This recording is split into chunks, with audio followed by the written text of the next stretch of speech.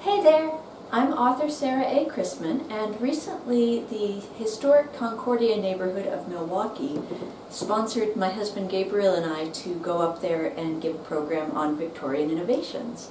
We had a great time up there, and it was a lot of fun, and we definitely thank our hosting organization. Today I wanted to share just a little snippet from the program we did up there. It is a small portion of a much longer talk we gave on Victorian Innovations, and this is just the audio portion of a small part of that talk. I didn't want to, put the whole thing out there because that wouldn't quite be fair to the folks who brought us all the way up there, because they got the lion's share of things.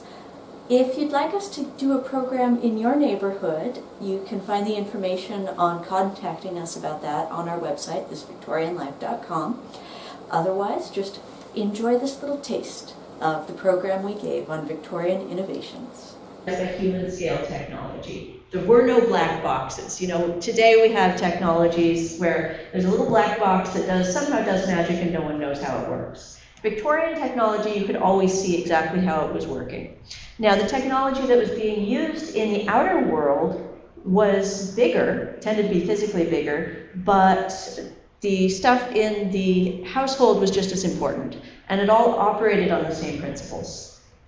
Now, the things that govern people's use of this technology, the philosophy that governed people's lives, there are a few that we're going to be focusing on today.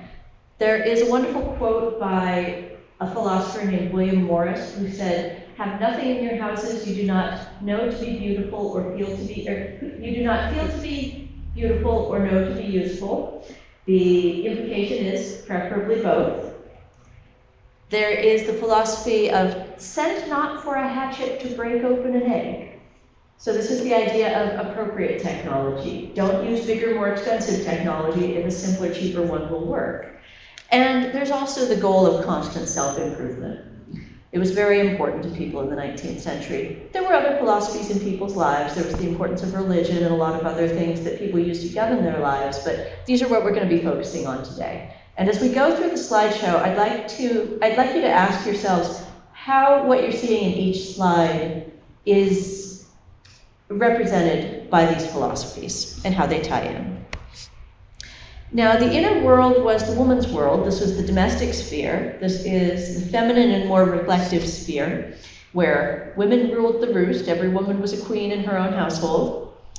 And innovation came into this sphere as well. We tend to think of innovation in big outer world things, but it was definitely in the domestic sphere as well.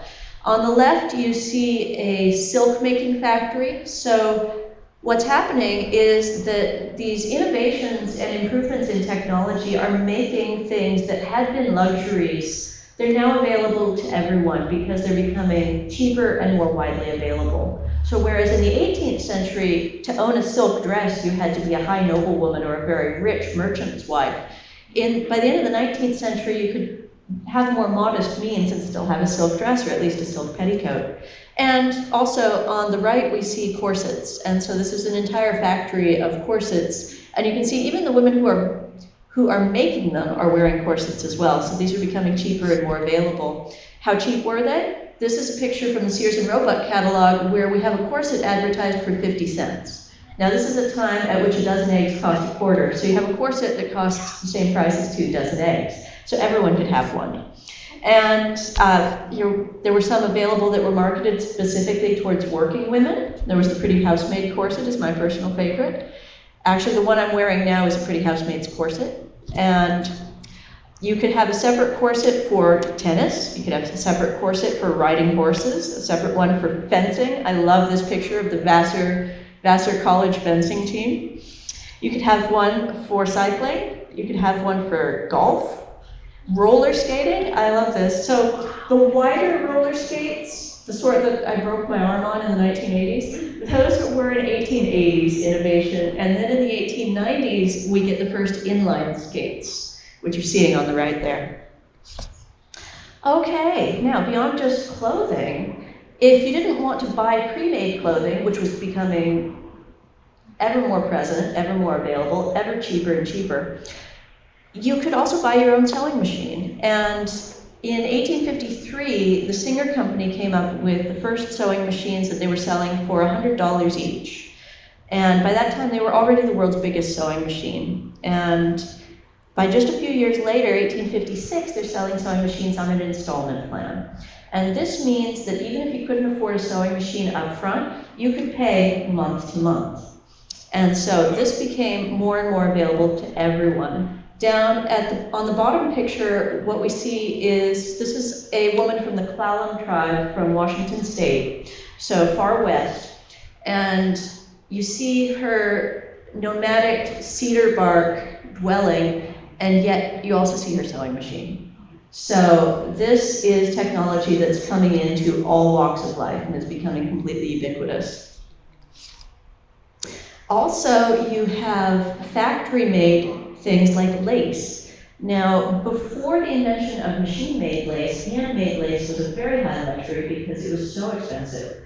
When Queen Victoria was married to Prince Albert, at that point, machine-made lace was becoming so popular that she had only handmade lace on her dress to try to boost the English lace industry, but that's another story. By the end of the 19th century, everyone could have lace on, even their underwear, because it was becoming so cheap. You could buy it out of Sears and Roebuck, and that's what we're seeing on the Sears and Roebuck catalog pages here. You could also buy dresses from Sears and Roebuck. And if any of you saw me yesterday, the dress I was wearing yesterday was a copy of one of the catalog dresses.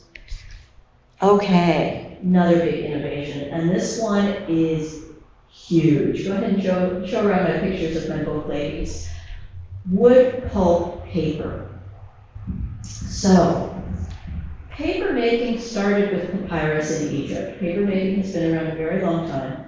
Throughout human history, paper has generally been made. It's been made of everything from papyrus in Egypt to animal skins, vellum, that's mostly what we have in the Middle Ages. Then you have rag paper coming in, so it's paper made out of old clothes that have fallen apart because they've been worn so long.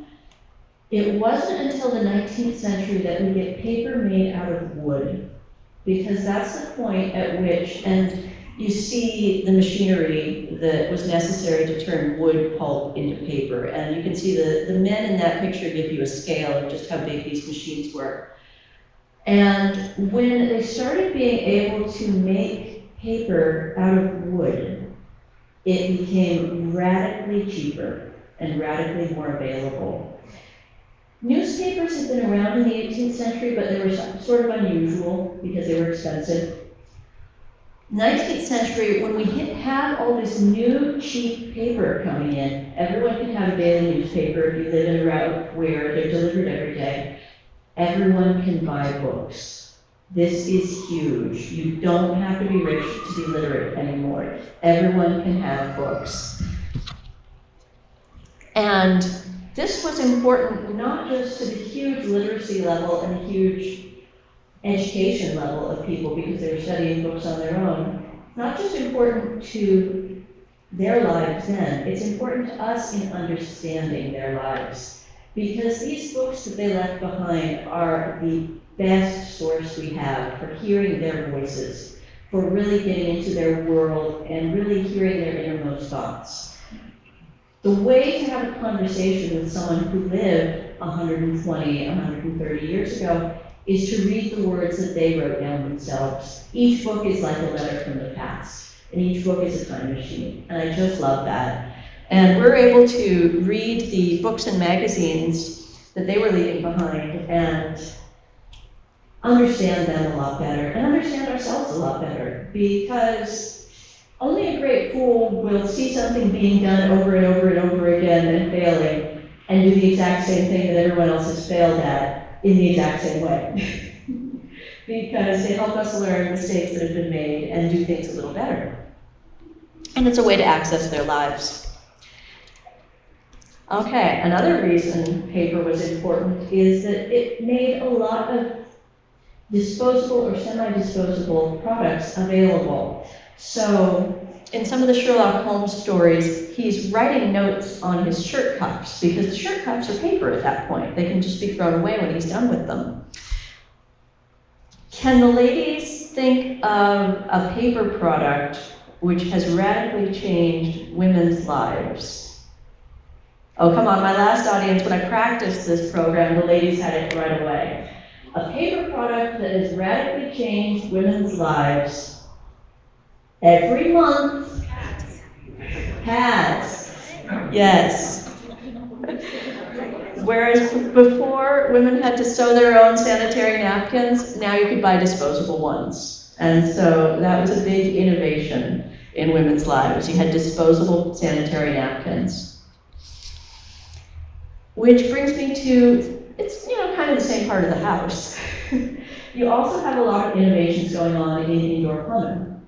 Because to have indoor plumbing, to have an infrastructure of municipal water, you really need a strong, stable government. So indoor plumbing has been around since ancient Rome. And actually ancient Crete had some indoor plumbing too, but that's another program. And if you look at human history, the history of indoor plumbing is directly correlated to the rise and fall of empire. Because it takes a large-scale group, always a government. I can't think of any exceptions to that. Someone will probably come up with one, but off the top of my head, it's usually a government who is creating the big-scale infrastructure that lets municipal water be a thing. The Romans were very good at this. Now, when that empire falls, there's no one keeping up the infrastructure of the plumbing anymore. And we see this in natural disasters. So anytime there's an earthquake or a hurricane, usually the first thing to get knocked out is the availability of clean running water. And that's the first thing, one of the very first things they try to fix after a natural disaster. Because the whole system that allows us to get that water inside our house is very complicated.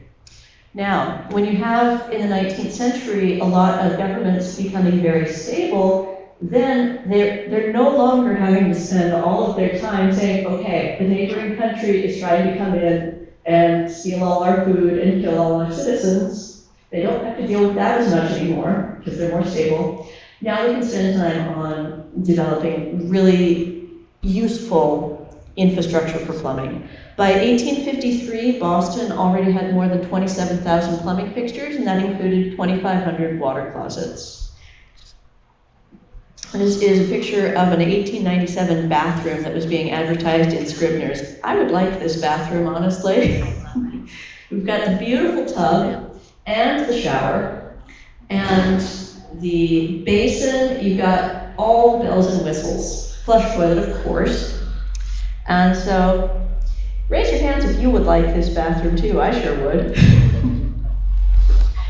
Now, this is big cities we're talking about. If you're talking about frontier places, things are always going to be a little more primitive on the frontier because people are just getting started. But if you're talking about a frontier with a lot of timber, so Washington State, Oregon Territory, Michigan. This particular picture is from Vancouver, up in Canada. These are wooden water pipes that a lot of the timber territories would put in preparatory to having plumbing that was made of metal. This was the first step. This was a stopgap measure that they would do until they had the money and resources to put in the metal stuff.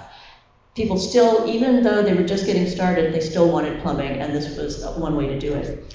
And you'll notice, since we're in a place with a big history of German immigrants and brewing, I think you're going to understand a little better how they managed wood water pipes.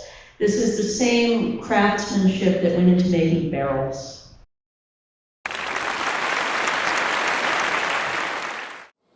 Thank you for watching today. I hope you enjoyed this video. If you'd like us to give a program in your neighborhood, again, you can find out how to contact us at thisvictorianlife.com. Otherwise, don't forget to tell your friends about my books. Happy reading!